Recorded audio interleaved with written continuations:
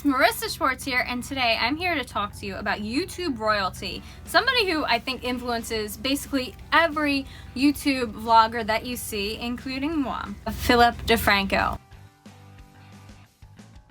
These are some interesting facts about Philip DeFranco that I didn't know, that you probably don't know unless you carefully watch every single video and take notes. So what I had to do was I put my detective hat on and I looked through his old videos, through his merch site, his biographies, basically everything I could find about Philip DeFranco. I looked through it to find some odd facts just for you about the man, the myth, the legend, the YouTube sensation, James DeFranco.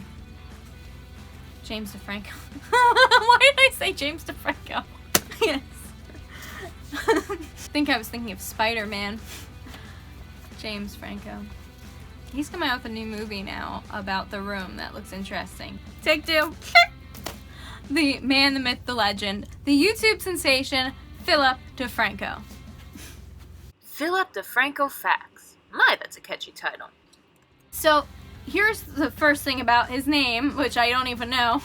Philip DeFranco's name isn't really Philip DeFranco. What? His name is actually Philip James Franchini / Franchina Jr. And I'm probably mispronouncing that, but it's okay. He doesn't go by that name anymore. He legally changed it in 2016. And not just because that name is difficult to pronounce or long, he changed it because he had a lady show up to his house, like his apartment. And that's really creepy. And he was afraid that, she was nice, but if somebody else showed up to his house, then they weren't so nice and they were creepier, that would not be good. So that was after he got 3,000 subscribers, and being a celebrity, you have to do those kind of things. So he did it and he changed his name so that it's tougher for people to track him down.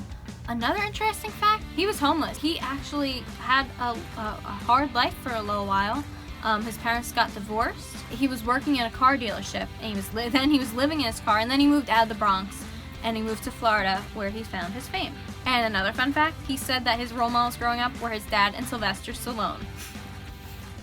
Hey, I'm a role model. Here's a cool thing. He's talked to Joe Biden. I swear, these will never get old. I wish that there were memes about this, just like Joe Biden's thoughts while he's talking to Philip DeFranco. That'd be hilarious.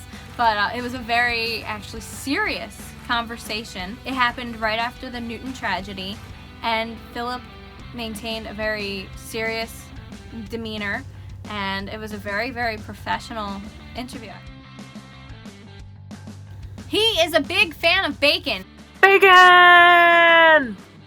If you go to his merch site, you'll see shirts about bacon, and not just like one. You'll see multiple shirts, like one that says, "No one stands between me and my bacon."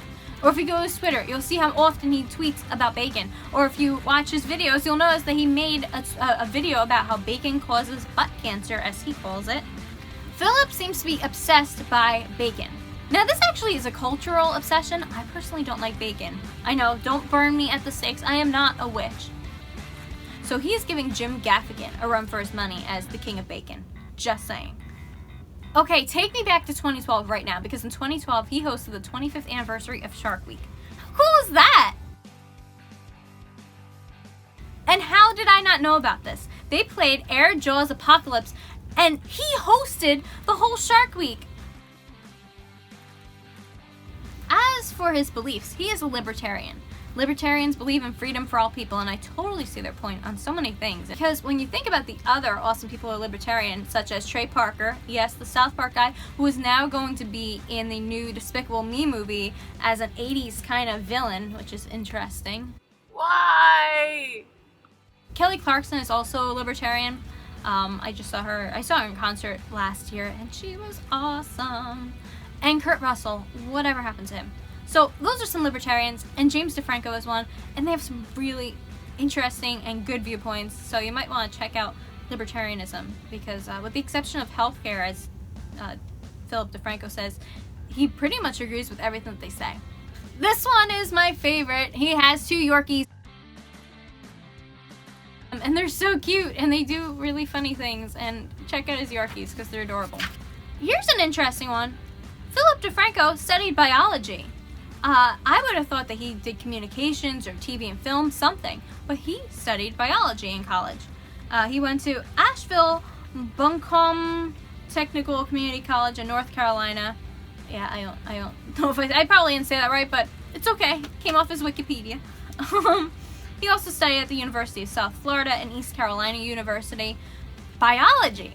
Philip, where did that come from? That's really cool. And finally, he has 70 old, unlisted, or private YouTube videos that he will not share because he thinks he was a jerk in them, and somehow I doubt that, but he's spoken quite candidly about how much he's grown in the past few years, and those videos will probably never see the light of day because he has changed too much since he made them.